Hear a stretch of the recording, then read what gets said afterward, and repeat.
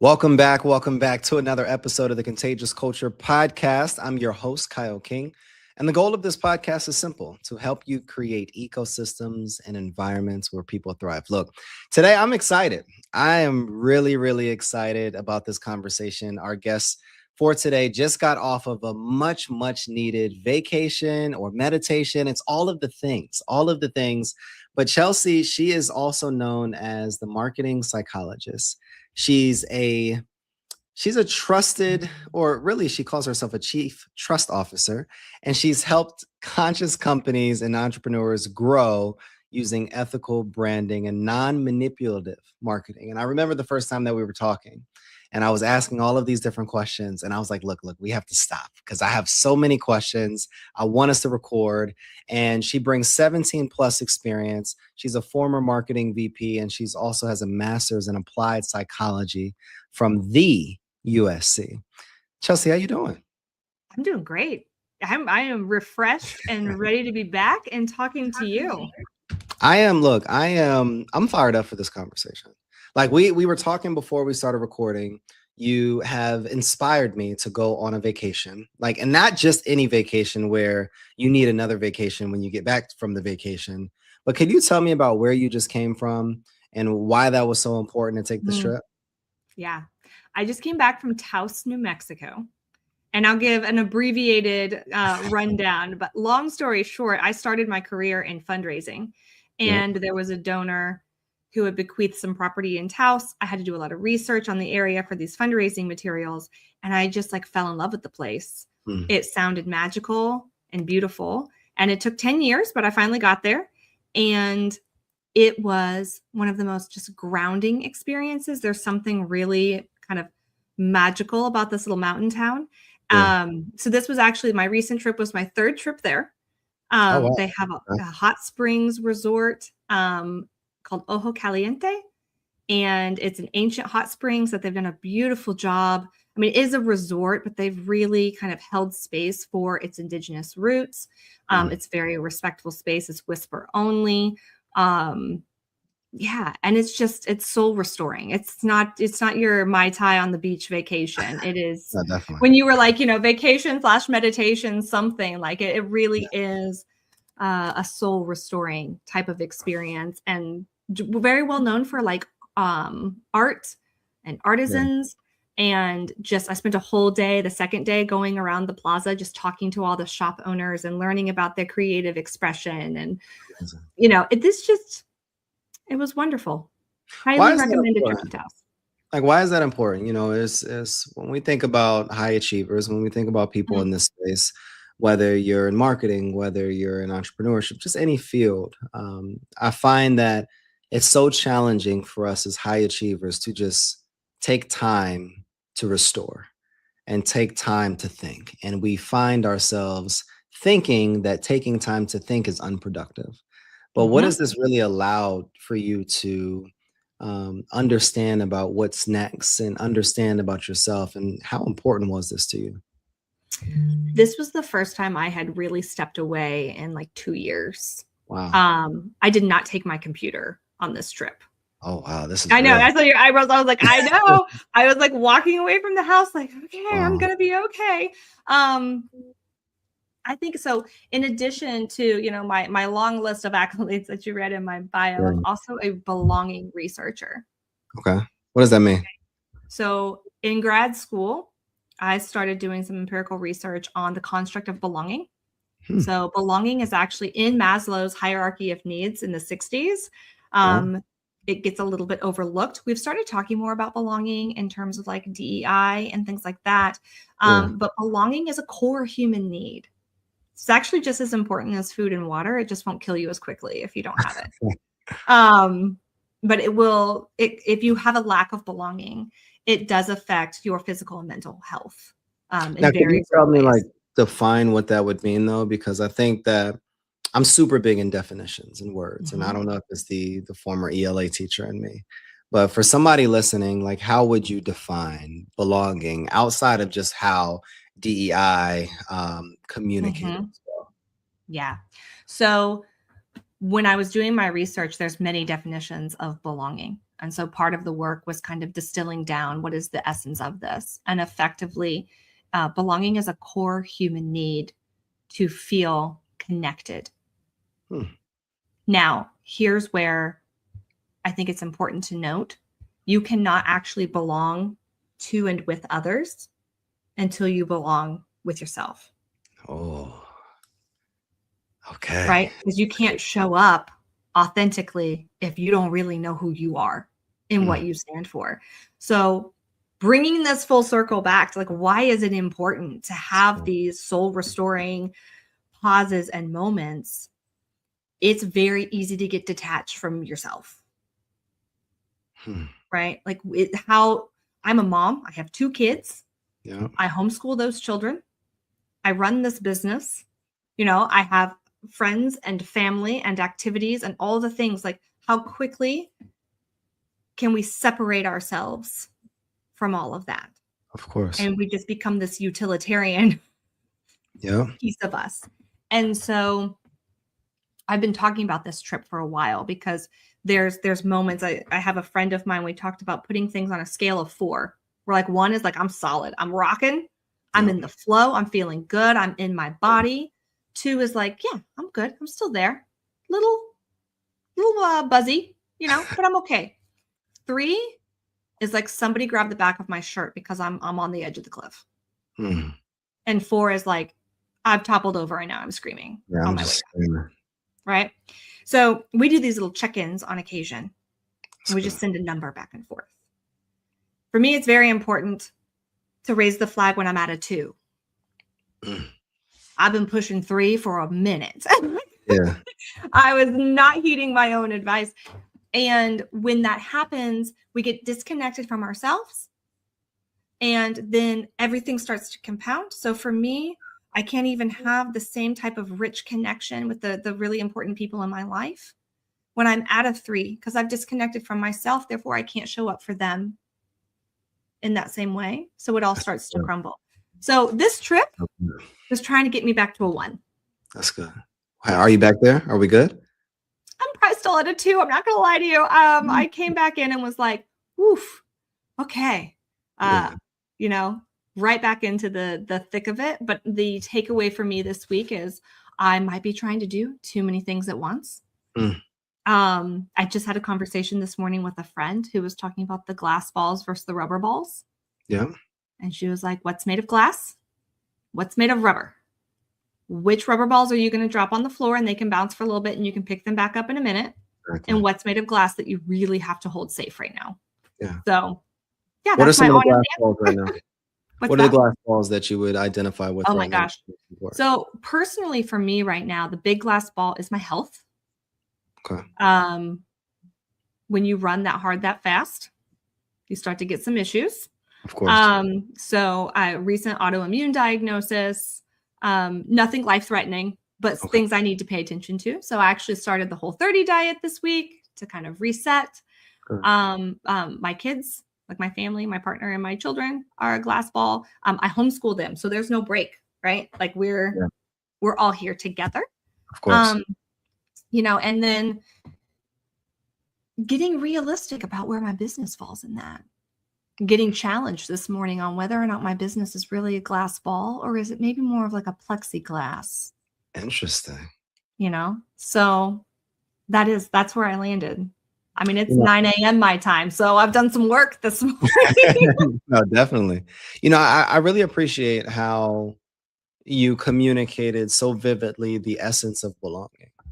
And I think a lot of times on podcasts, especially that I even listen to, we get so caught up in the introduction and this person has this degree and they've accomplished this and they're doing this work and this is their professional background. But I love what you communicated in regards to belonging is that we can't essentially fully belong to someone or something until we belong with ourselves. And we have to be in tune and understand who we truly are. Chelsea, what would you want people to understand about you that oftentimes they don't take the time to really ask? Okay. The first thing that's surfacing for me is a picture I took just for me. I didn't post it anywhere. I was at the kids homeschooling co-op yesterday. because I have the flexibility of working kind of wherever. And I go into the office to take a client call, and I look out the window. Now, this is like a 1920s remodeled building, old schoolhouse. And I look out the window, and there is fields with a little bit of snow left because we got some snow. It's melting. Big concrete silos and a herd of cattle. And I had this deep sense of just contentment. I grew up on a farm in rural Kansas. I love the land. I love to fish. I love to camp. I have a wood. I chop my own. I have a wood. I have an axe. I chop my own wood. Like, I was gonna say, you have a wood. That's a new. Again, it's early. But in that moment, what came to me was feeling that contentment, and then immediately feeling like, oh, well, I'm getting on all of these virtual spaces where this image of success and entrepreneurship includes jet setting and beaches, and look at this room I'm in, and look at me posing next to this crazy guru influencer who I stood next to for 30 seconds now makes me credible. And let me add 10, 15x, into a sentence that I wrote. And I'm just not interested in any of that. That's good. Right? Like, what I want people to know is, like, yes, we live in a world where we have to make money to survive. And I have gotten to a point in my life that although I was very successful in corporate and could make lots of money there, what's more important to me is living out the values that I want my kids to also have. I think that in this state that we're in right now, parenting is really important. How you raise your kids up is important. It's real work. Agreed. And how do I show them that? And so creating the Marketing Psychologist is really to recenter business around humanity. And not because it sounds good, but because I want to do things that help people that, yes, can make me money because I have to survive and raise my kids, but also in a way in which I can sit at the homeschool next to the cattle and do my work at my pace, and check all of these boxes all at the same time. That's such a different perspective that I believe that even more now, a lot of people, especially myself, would appreciate. And oftentimes in entrepreneurship and just in our economy in general, it's lacking authenticity.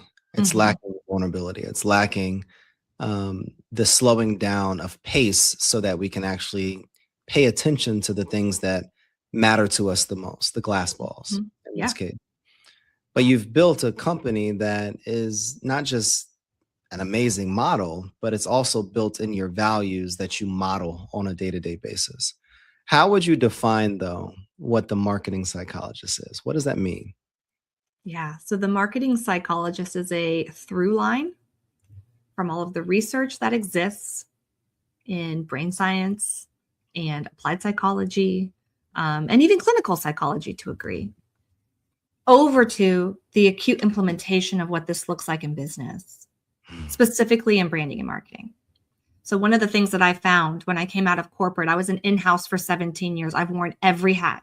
Wow. I can do paid, I can do PR, I can design you a brochure. Like I could do all the things. What do I really want to do? What is this intersection? With clients, I call it my value aspiration. Yeah. What is the intersection of what I want to offer at this higher level to people, and what is the higher level value that people are seeking, and how can I fill that gap?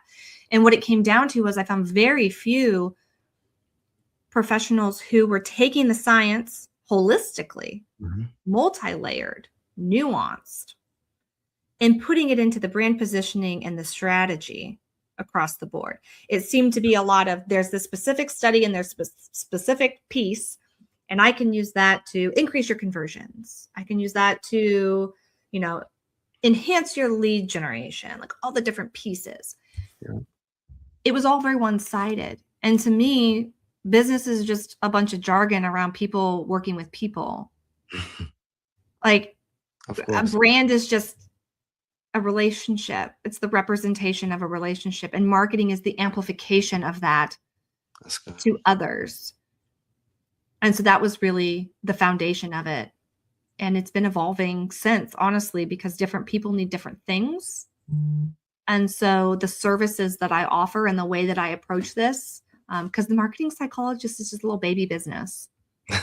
I went into full-time entrepreneurship in fall of 24.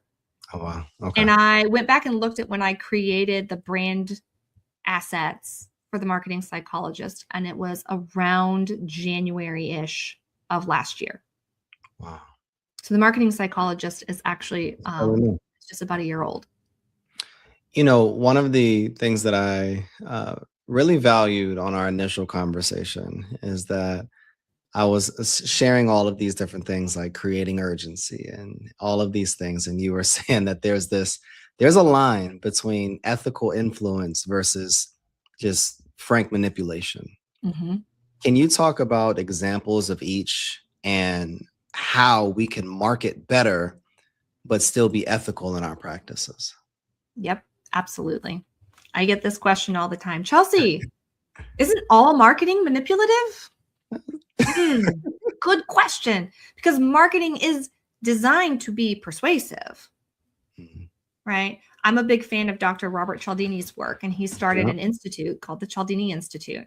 And I got an opportunity actually to kind of train the trainers in the practical application of ethical influence. What does it look like? Right? We understand the concepts, the 7 principles. What does it look like when it comes to fruition? And how do we know what these parameters are? Because yes, we see the blatant use of it in a lot of places, but there's a ton of people who are very well-meaning, who are working on great causes, who don't know what that is, because it's just been considered traditional marketing. That's just how we market. So to me, the line between non-manipulative marketing and manipulative marketing is on this balance beam of agency, the ability to choose. Depends on how we're influencing the choice. So for instance, let's say you go to an e-commerce website, right? And there is a 20% off sign on it. And that's only going to last for 48 more hours, 36 more hours, 12 more hours, whatever it is. And there's a countdown. This is creating a sense of urgency, right? Now, what if we buy it or don't buy it, and then we get an email 2 weeks later, 20% off before it's gone? It was just on 20% off. Yeah. That's manufactured urgency, and that is manipulation.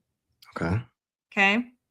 Now, let's say you are actually running a sale for whatever it is that you're selling, and it's going on. It's a seasonal sale. Let's say it's seasonal sale. You run a boutique, and you're transitioning into a different season, and you're going to get rid of these clothes, and they're actually not going to be there anymore.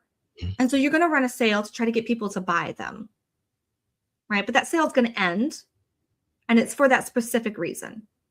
That is not manipulation in my book, because it's true. It's real. The intent there is honest, right? So I look at these things. There's the core tipping point of agency, and I use 4 core pillars that pull in what I call relational psychology into an ethical brand relationship.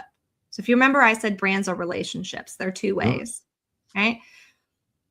So I bring in consent, which is to me transparency. What you see is what you get. What is your intent? Right? Is this real? Reciprocity. Reciprocity is a give and take. This takes time. This is not something you don't just you and I don't just have an exchange in a comment on LinkedIn and go, oh, we have rapport now. We've built reciprocity. No, we have not. This happens over time in give and take and back and forth. Then we have trust. Trust is a big one. I'm currently writing an article about trust inflation and how it's now like the buzzword, right? It's coming up everywhere, and trust. And but trust is real, but not in the way that a lot of companies are claiming that they're building trust, right? So trust takes these other 2. You got to have these 2 first. And if we agree that reciprocity builds and takes time, that means that trust getting there takes time. Of course. right? And consistency. But it doesn't stop there for me. I see a lot of people stopping with trust. Like that's the end all be all. But for me, a healthy brand relationship ends with belonging. So we're back to belonging. It is. So it ends with belonging. I would think it would begin with belonging. That's interesting. So let's talk about what we know about belonging, right? You have to belong to yourself before you can belong to others. How many of your consumers can accurately articulate what they're actually looking for if 95% of their decision making is occurring in the subconscious brain? It's perspective. Right? So you have to build that rapport. Interesting. For them to even understand it, for you to understand them, right? And then to create a brand where people truly feel they belong, they become a part of that relationship. They embody it. You know, I have a friend of mine who is obsessed with Costco. And I mean obsessed. Buys all the clothes there, all the food there, furniture there, literally everything. Is a brand ambassador, walking, talking billboard for Costco. She is a part of that brand. She loves going there. She feels like she belongs there. She feels like she can be herself there. She feels like the products that she's getting from there are aligned with her and the way that she wants to live her life. That's good. Right? You don't get there on the first try. So what do you do to be able to get there then? Like what is, I think about all that you're communicating, and it's completely different than how I've been taught in school, as well as with mentors, and even a lot of the industry today, like how I've been taught over the years. What are some frameworks that I could use, or that you even have, that would be able to develop that sense of belonging, so that we could have, I call them super fans, based upon Pat Flynn's book. Yes, I've read Super Fans.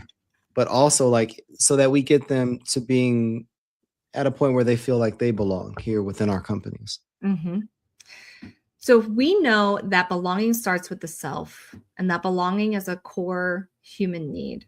Right? Belonging is much, much deeper than any of the surface level stuff, right? Like when we start talking about trust in brands, we've got testimonials, we've got reviews. Like that's how we're like embodying trust in the brand.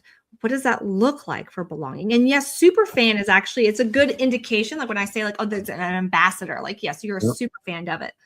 But I'm talking about on a much deeper, more emotional level, the super fan, the going around telling everyone, the shopping only there, the social proof to demonstrate trust. Those are all more of that surface level stuff. Of course. This true feeling of belonging is actually something that's innate to our humanity, and it can increase our holistic human health. So we can get into that a little bit later too, because I want to talk on that a little bit.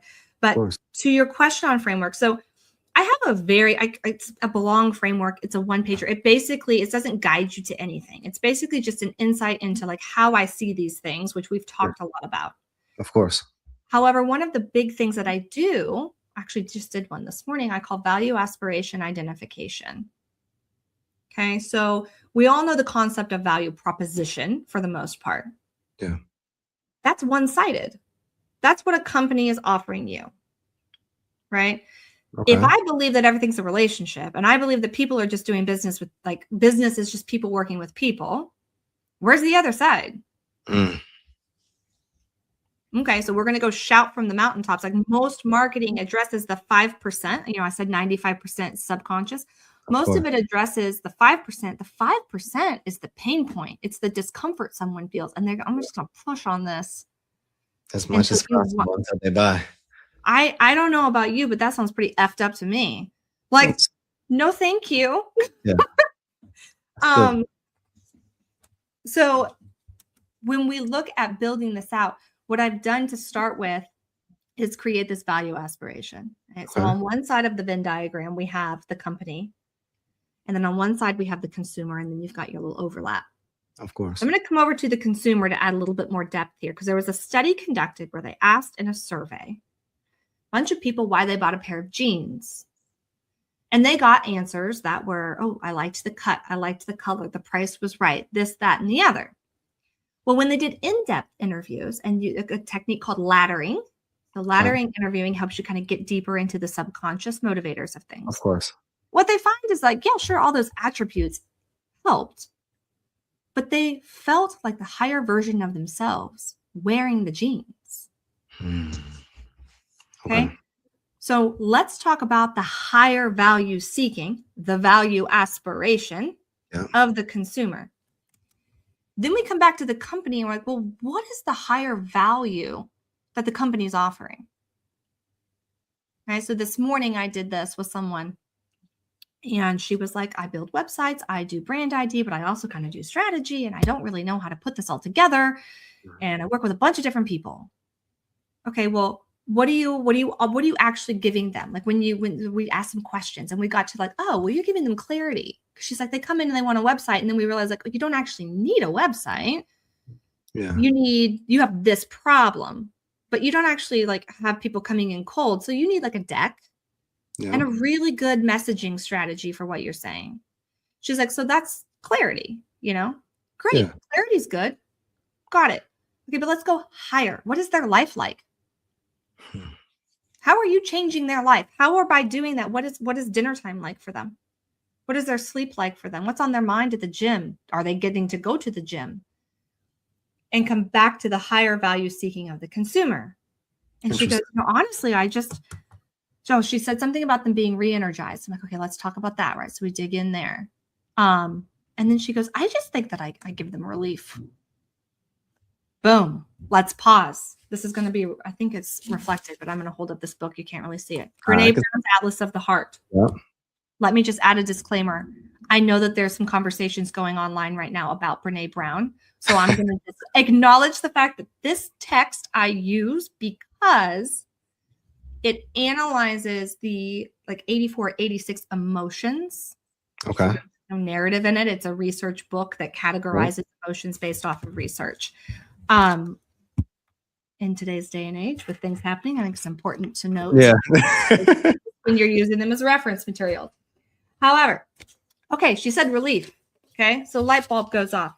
So let's open this puppy up and we go, and these emotions are categorized into different buckets.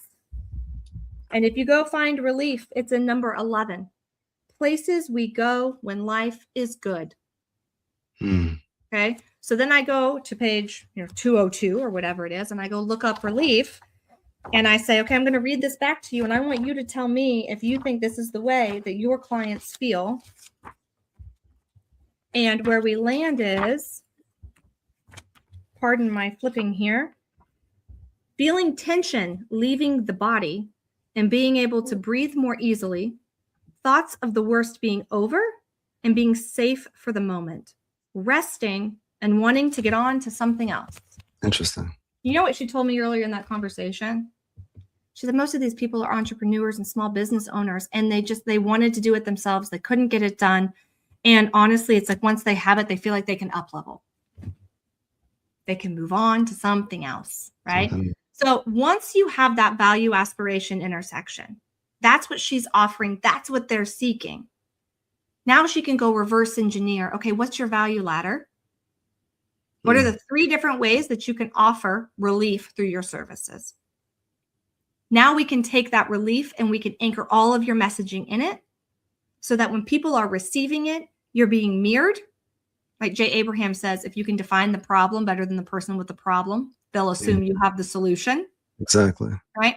But if you're coming from this genuine place of like, I can help you with this, and you write your messaging in a way that empathizes with people. Yeah.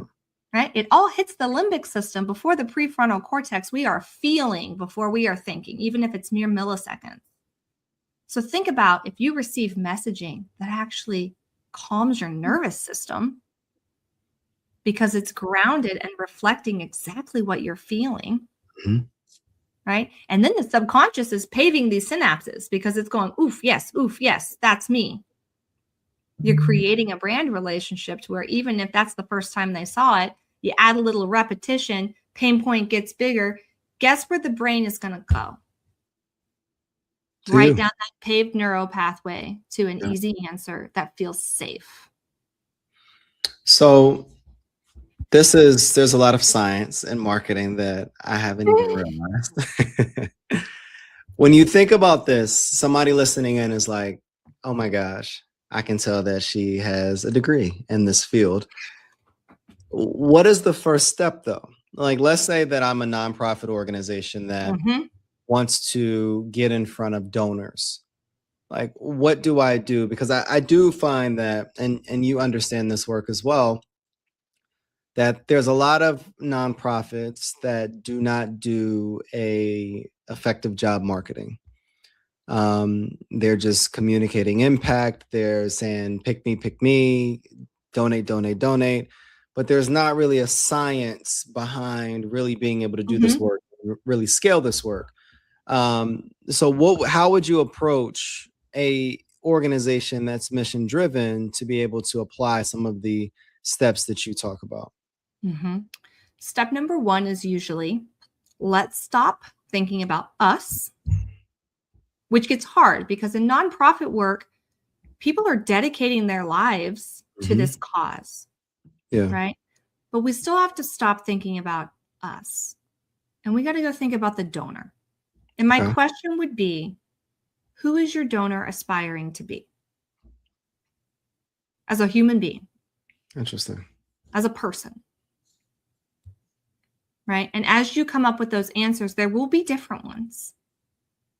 There will be people who are aspiring to make an impact. And we use the word legacy a lot in nonprofit. They want to leave a legacy, but that's real. And what's driving that?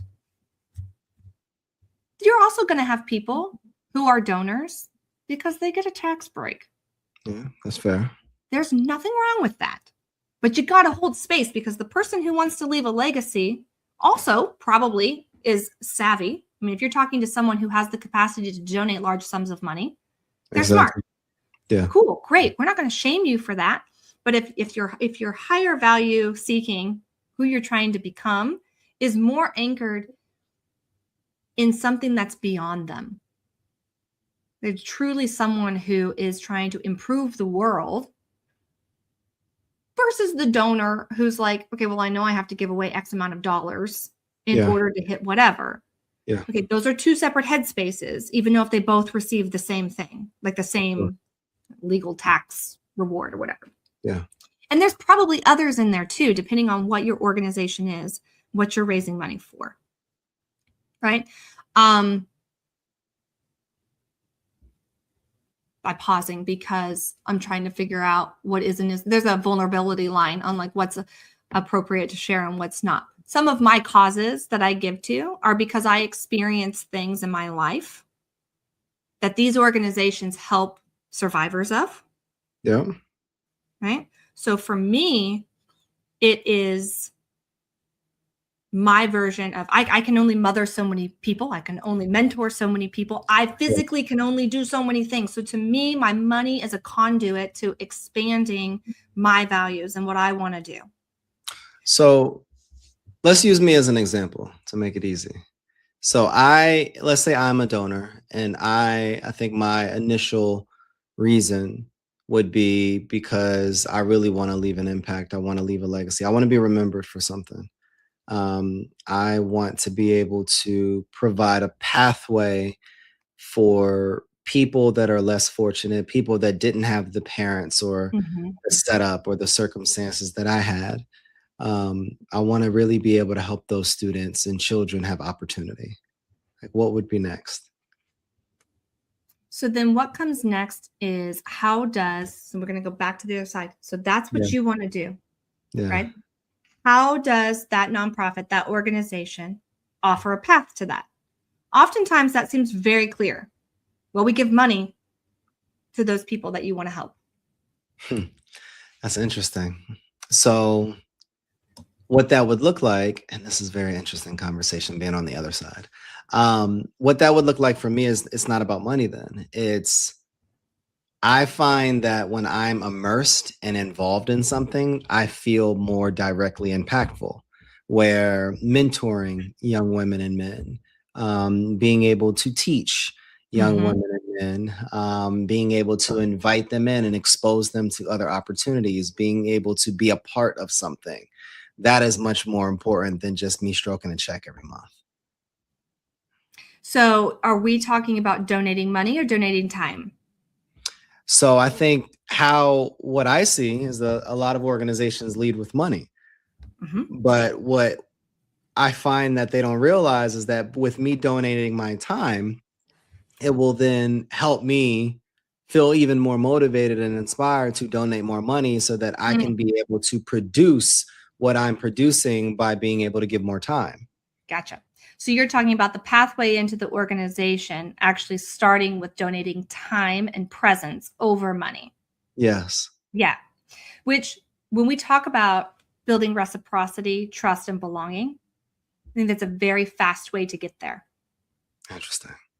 But how many donors feel the way you do? I don't know. I don't think that I think my generation is different. I will say that. I think it's generational. I believe that if you look at the demographics of many donors, there's a different demographic. Maybe people are potentially older, they're retired, and they're on Mhm. the back end of their careers, and they're not wanting to potentially mentor a group of students. They're not wanting to volunteer here and there, and they believe that their money or their excess of capital may be their way of being able to create pathway. But I challenge that. I think differently. I think that, especially with children, and that's my Mhm. zone of genius. I find that children need your time more than your money. I believe that the organization, though, needs your money, but I believe that if you invite organizations into or people in to give time, it will inspire them to want to continue to support the organization that is doing this work with Mhm. financial. Mhm. I think it's a two-prong approach. I just have to really quickly interject with a quote from my 6-year-old last night when you said, I think that children need your presence more than your money. Yeah, My kids get a very nominal amount of weekly allowance for yeah, doing some very basic things around the house, yeah. including feeding all of the pets that we have, 2 dogs and 2 Okay. cats. Okay. And my 6-year-old, which, by the way, I came back from that trip, right? And we went right into all the things. Yeah, So we homeschool, but we do like activities every night of the week, Saturdays. It's a lot. And she was like, Mom, can you just feed the dogs? And I hmm, was like, well, honey, like this is part of your responsibility in order to receive this. Trying to go back and forth with like, if we do that, do you not want your allowance? And she stops and she goes, I don't do the chores for the money, Mom. I do the chores because it helps the family. But right now I mm, feel like our family just needs some rest. that's good. That's good. So if you need any evidence to support that Yeah, money's great, but presence is better, especially when it comes to children, it 100% is. So then my question becomes, because I agree with you, yeah, and I think when there's something about being in person, right? Not only is it a richer form of context, yeah. like we're building rapport and trust here. If we meet in person, Oh, it's different. especially if we break bread, especially if we have a meal, the science behind eating a meal together is fascinating, right? That bond gets deeper, that relationship gets deeper. So not only does it get deeper, we talk about this with like in-person events, Hmm. experiential marketing kind of events, immersive events. You're right. And it builds it builds reciprocity faster, it builds trust faster, it builds belonging, which effectively would lead to, right? If you're an organization that raises money, Yeah. more donations. I think the science behind it would definitely probably promote that.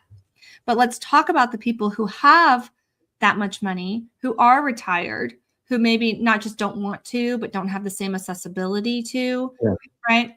What does it look like to create those opportunities? Or what does it look like to support the people who are willing to give the time but don't have as much money through that? Like, what is the real value? Because I agree with you, money is only one form of currency. Hmm.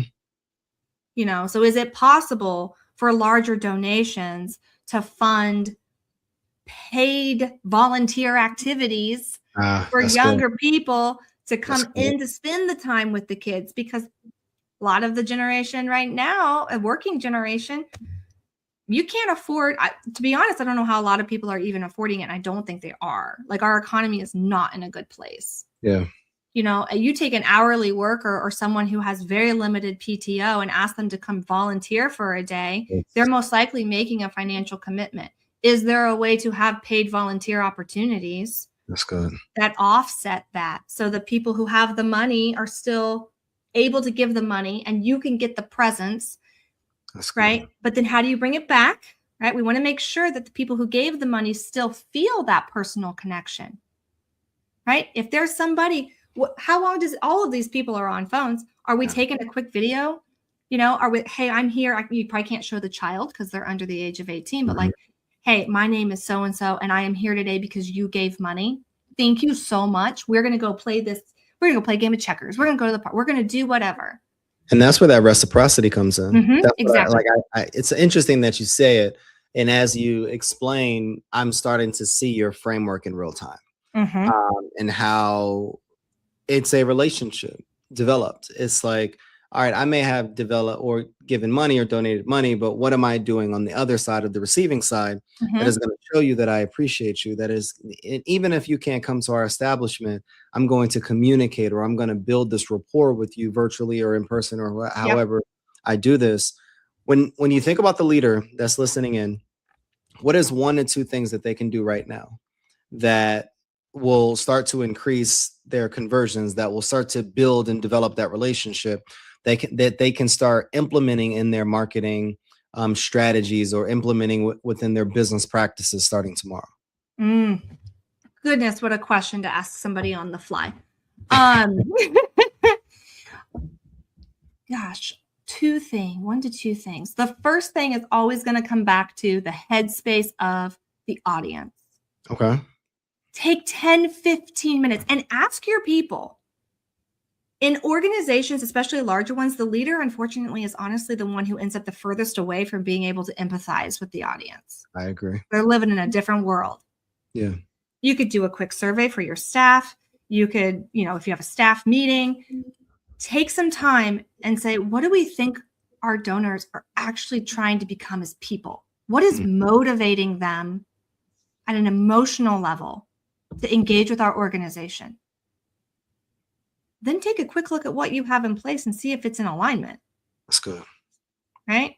Because most of the time, there's very clear gaps that are easy to fill.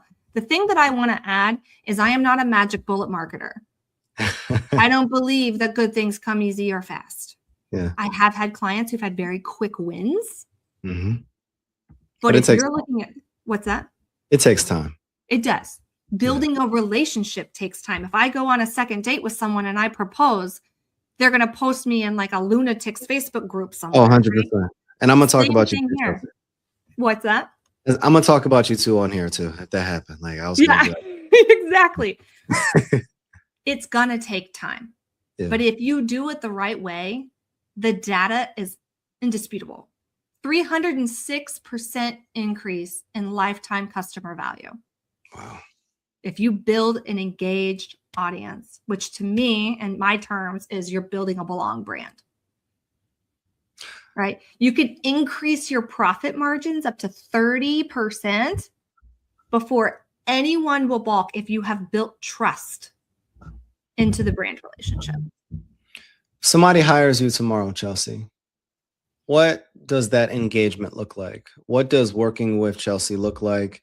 And what will be the deliverables or the results that someone can expect to receive?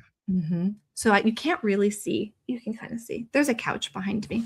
I see it. And I had somebody get on a call with me once and they're, oh my God, this is exactly what I expect from the marketing psychologist. Like going to marketing therapy. And to be honest, it's a lot of questions that people don't usually ask. So the way I explain what I do to people, and this would be the first spiel you would get probably before we signed an engagement. The brain loves metaphor. We can have a whole nother episode on metaphor. Let's talk about a tree. Okay. Brand position, roots.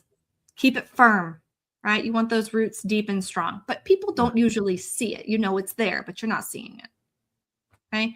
The trunk is your marketing strategy. It's got to be straight. It's got to be tall. It is visible. Core big branches coming off. Those are your strategic objectives. How are you getting to the strategy?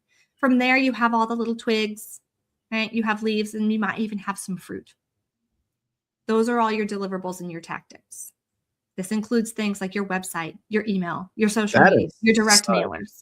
A great visual, Chelsea. I need to say that. I'm a Thank visual you. person, and I can literally see it. And there's somebody on here, especially myself, that focus so much on the website and the presence on social media and what platform am I going to use, or what AI integration am I going to use, but they're not clear on their positioning. Yep. And that is so good. Well, I'm going to take it a level deeper, quite literally. Okay. If you're planting a garden and you have a master gardener, the very first thing that gardener is going to do is take a soil sample. Yep.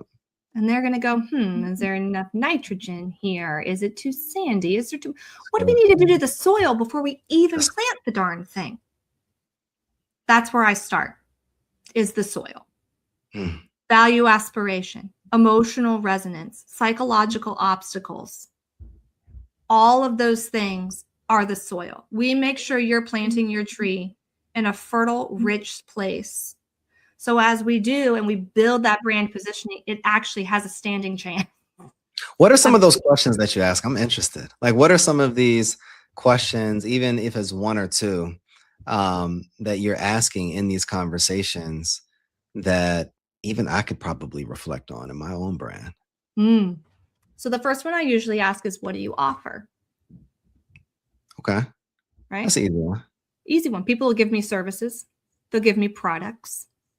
Right? What does that solve? They'll explain to me what it solves. And then I'll say, how does that change somebody's life? And they'll go, oh. Sometimes people will keep going and like, oh yeah, well, it makes they have clarity and they can do these things. I'm like, yeah, but like when they're making dinner, how is their life different because they're working with you? That's so good. And that's where people usually stop. And it's the same thing on again, value aspiration is where it starts. Yeah. Because once you identify that intersection, it's so much easier to reverse engineer everything because it's your North Star. You can come back to it at every single turn, even when you get to the point where you're handing off your storytelling pillars and your social media strategy, to the person who's implementing it. They can literally come back and ask that question, does this match this? Because we create a value aspiration statement, which is also typically where different taglines and things like that are derived from. So that's where I usually start. I want to challenge a perspective. So in the world of virality, in the world of streaming, in the world of experimentation, when you look at social media platforms and you could just have a mediocre brand today, you go viral and now you're making millions of dollars. You can go streaming and you're streaming for 24 hours and then you could be able to blow up overnight. There's so much difference and experimentation happening that's leading the way, especially with brand positioning. How do you integrate your philosophies into what oftentimes major brands are demanding from the drama of marketing of today? So I'm a data person. I know you know this. I'm a research person, right? So when we talk about virality, to be honest, I try to avoid virality as much as possible because it very rarely allows you to control your growth. It very rarely allows you to control your brand narrative. And it very rarely results in clients or alignment. So the one thing that I tell people all the time is visibility is not influence. That's good. Right? I have 12,000 followers on LinkedIn. I think that's a lot. I poured my heart and soul into it last year. I had like 1,800 when I started the year before. But it's not mega, right? I have some other social platforms I'm experimenting with, but I think I'm kind of leave them. But I run an entirely organic business. Everything is inbound, and it's not just referrals. I have companies that come, CEOs that get in my DMs and they're like, I think we need you, right? When you go viral, the Harvard Business Review did a study, less than 3% of that has anything to do with your target audience.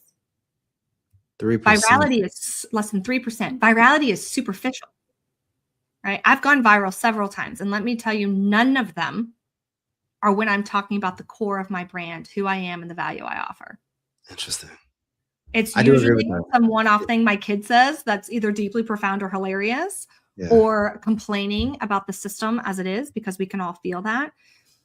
Virality happens because of this like initial surface level emotional reaction, right? Anger, fear, nostalgia, all of these, they tend to be rather surface level. So you can't expect a deep response from that. And to be honest, I would love everyone else to keep playing the virality game, because while you're all looking over here, we have this opportunity on the other side. Yeah. What do you wish one leader listening into this today would do? Beginning today, or stop doing? Beginning today, that would really be able to help them move more ethically and focus on that ethical influence rather than their manipulative marketing tactics? I would do just a really quick, and when I say audit, it doesn't even have to be a formal audit, just a reflection. Yeah. Back to that question of, do my marketing practices empower somebody's agency, empower somebody's ability to choose? Or do they try to control them? Because I firmly believe that if we build belong brands, right, that are mirrored to people and where they are, and we can actually send them messaging that when it hits the limbic system, we don't continue to spiral them and double down on their current state or their pain points. We can help regulate their nervous system. And I'm getting ready to start a research project with someone, because we both firmly believe that by doing this, we can even increase holistic human health and potentially impact the loneliness epidemic through branding. What's next for you, Chelsea? You've given us so much value. So much value. When does the book come out? When is your next engagement? And what's next for you? So I am currently looking for more speaking opportunities. Last year was business building, head down. I did tons of guest podcasts. So more guest podcasts. If anyone's listening and has a podcast, I would love to come chat with you. Really, I want to spread this message as much as possible. I believe that collaboration is greater than competition. I want people to hear this message. I want them to go apply it, whether they're working with me or they go try to do it themselves, or they pass it along to their marketing people. I do have a book that I have started. I am very hesitant to give you a release date because, accountability. But I am working on it. And in the meantime, I adore meeting people. I love connecting with people on LinkedIn. So please come find me, Chelsea Burns, on LinkedIn. Let's chat. I would love to have more conversations around this. I hear a listener asking a question like, what is not just one action step that I can do, but what is one daily habit? Like, what is one daily habit that I can commit to that will keep my marketing, I guess, aligned with my values? Like, that's one thing that you said at the beginning of the episode that I truly value, because I think that early in business, my first company that I built, it was focused on passion and purpose. And it wasn't enough because we had no processes and systems. And then my second company, we had processes and systems. We made a whole bunch of money and we got it acquired. And it was never really built on values though. And then I built another one, the Culture Lab, and I built it on values. And I think this is the major differentiator on why it's been able to scale so quickly, because it was rooted in something more than profit, more than processes and systems, because those things get worked out. It was value based. So what is one habit for founders that can keep their marketing aligned with those values that are so important? I'm going to say empathy. And I'm going to say empathy from a very psychological level. Empathy often can get confused with kindness or sympathy. But when I say empathy, I mean, waking up each day and truly trying to think about the people that you're trying to help, right? We call them consumers. We call them leads. We dehumanize people at every turn in business. But the people who you are truly trying to help through your values-led company, where are they today? How are they feeling? Especially if you're in the United States, every place has their own issues. But like, let's be real about that, because you're not working with people in a vacuum. That's good. Right. And as those scales, as profit starts to go up, it's real easy to lose sight of the people at the center of it all. But if you take a little bit of time each day to empathize truly, I think we can stay anchored in it a lot easier. Chelsea, this was a masterclass. This was literally a masterclass, and you gave the audience the language that we need, that I believe so many people feel, but they just don't know how to implement. And I just want to thank you for that. Before we wrap up here, where can people find you? How can we support you on social platforms as well? Yeah, absolutely. So as of right now, LinkedIn is my sole platform. It's where my heart and soul goes. So again, it's Chelsea Burns. It's .m.s on LinkedIn, so it's easier to find me. I do have a very bare bones website. If you want to find me there, there's not much there as of right now, but it's themarketingpsychologist.co. But yeah, I think LinkedIn would be the best place to find me. Please reach out. Let me know you listen to the podcast and want to chat, because I would love to just have a conversation. I love it. Thank you so much, Chelsea. And anybody listening, I want to ask you a question. What type of culture are you spreading? Like, the energy you bring is the culture you create. If this episode made you rethink how you market, if this episode is going to help you move, I want you to send it to somebody. I want you to like the episode, subscribe to the podcast, and write a review. Let us know that how we can make things better, how we can empathize with what you need, so that we can continue to spread this message. The energy you bring, again, is the culture you create. Go make yours worth spreading.